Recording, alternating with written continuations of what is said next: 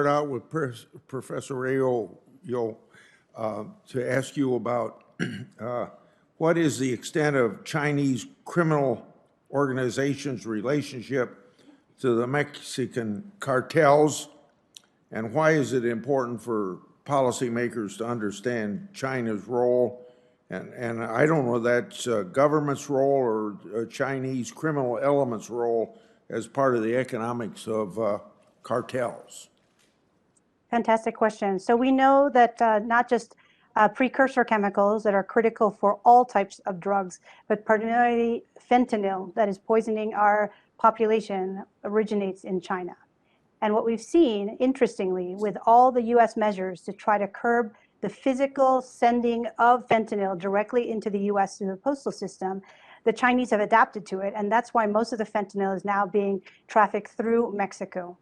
Mexico and China have very tight and quite expansive trade relations that are now being piggybacked by the movement of these illicit chemicals as precursors as well as fentanyl.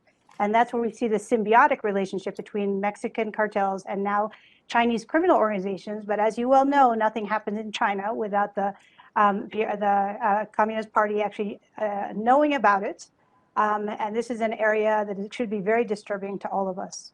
What we've also seen is that the Chinese are expanding, and this goes beyond drug trafficking. As you know, the Chinese are expanding their tentacles into all of the economies in South America, and they also need to circulate and get paid back for the sale and movement of these precursor chemicals and fentanyl.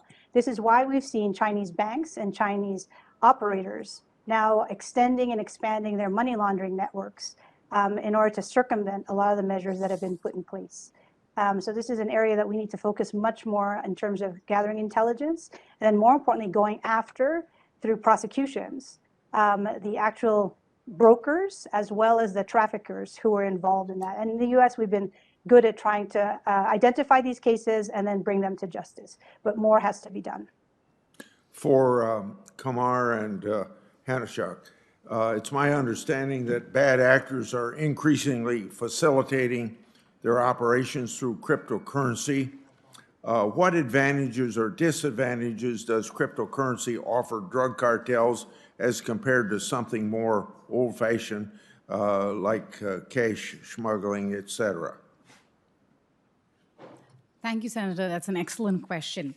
The first advantage that cryptocurrency would offer is that it allows you to be outside the purview of the financial system, which means there are no AML controls. No one's asking you uncomfortable questions. Now, the downside of it is if you are a drug trafficker, your ultimate aim is to bring the money back into fiat currency, which is to turn it back into dollars that are usable, where you can buy real estate, you can invest it in a whole host of things. Now, the problem is, as valuable and as much attention as cryptocurrency is getting, the truth is that within the financial system and within the trade system, there are just so many more easier loopholes to exploit that the challenges with cryptocurrency, including the volatility, can act as a deterrent to long-term investment by drug cartels in that sector. And if we were to prioritize resources, I would say the traditional methods that include abuse of the financial and trade system, bulk cash smuggling, TBML, real estate, private equity, that's where our focus should be. I would just like to concur with Ms. Kumar and just reiterate that we have the tools that we need and the right approach already. We can't be distracted by this new methodology for money laundering. We already know what things we have to do in place, as Ms. Kumar mentioned, in terms of approaching real estate, tackling beneficial ownership opacity, and moving through the private investment sector. One thing that Congress should absolutely avoid doing, though, is to make sure that they avoid implementing specialized rules that might confuse design choices specifically inherent to cryptocurrency that are easily used and leveraged to evade detection and are meant for anonymity with things that seem like innovation. And so in approaching an anti-money laundering strategy to tackle this new methodology, we really should focus and go back to basics. I think in 22 seconds I can get this question into Mr. McDaniel. What is law enforcement seeing as the most impactful and threatening changes by cartels and how they're trafficking drugs and evading the law?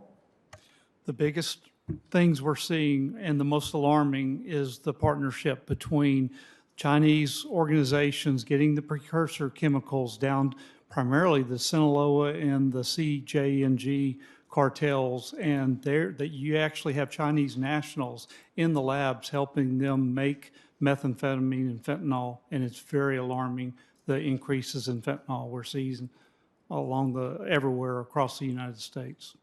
Okay, thank you.